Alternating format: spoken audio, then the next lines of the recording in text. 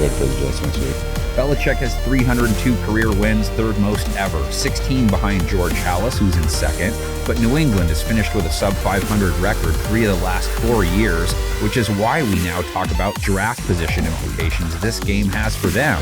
With their loss to Buffalo last week, they're one of 3 4-win teams. NFL rumors. Commanders offered head coaching gig to Mike Macdonald, but Seahawks outbid them. The Washington Commanders were the final team in the NFL this offseason to hire a new head coach, and they landed on former Dallas Cowboys defensive coordinator Dan Quinn as their guy. However, it was clear to many fans that Quinn wasn't their first choice, and it turns out he may not have even been their second choice either.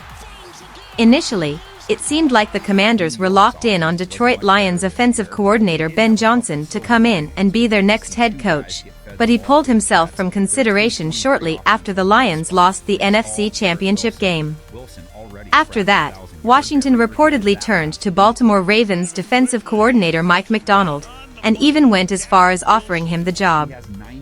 However, they ended up getting outbid by the Seattle Seahawks, forcing them to turn to Quinn. Beyond 2 interviews, including a face-to-face chat last Monday, there were strong overtures and a job offer made to Macdonald by the Commanders. Once Johnson was out of the running, the Commanders thought they were going to get Macdonald until the Seahawks swooped in with more money. Washington more than checked in before Macdonald committed, league sources confirmed. Ben Standig and Diana Rossini, The Athletic. Were the Commanders forced to settle for Dan Quinn as their next head coach?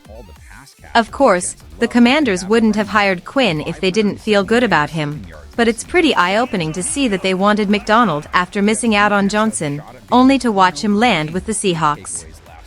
Quinn was a leading candidate throughout their hiring process, but these reports indicate that both Johnson and Macdonald were higher on Washington's wish list than he was. In the end, Washington decided that Quinn was their guy, and he will provide a sense of veteran leadership that both Johnson and Macdonald do not possess. But it's interesting to see that they ended up missing out on their top 2 targets, and it will be interesting to see what happens if Quinn ends up struggling in his first season in charge. Has been a one-man wrecking machine this quarter. Neither head coach is the type to throw in the towel. Which one do you have left standing? Drop it in the comments section. We're good for the Jets next week. Belichick has 302 career wins, third most ever, 16 behind George Halas, who's in second. But New England has finished with a sub-500 record 3 of the last 4 years, which is why we now talk about draft position implications this game has for them. With their loss to Buffalo last week, they're one of 3 4-win teams, meaning it's possible they end up with the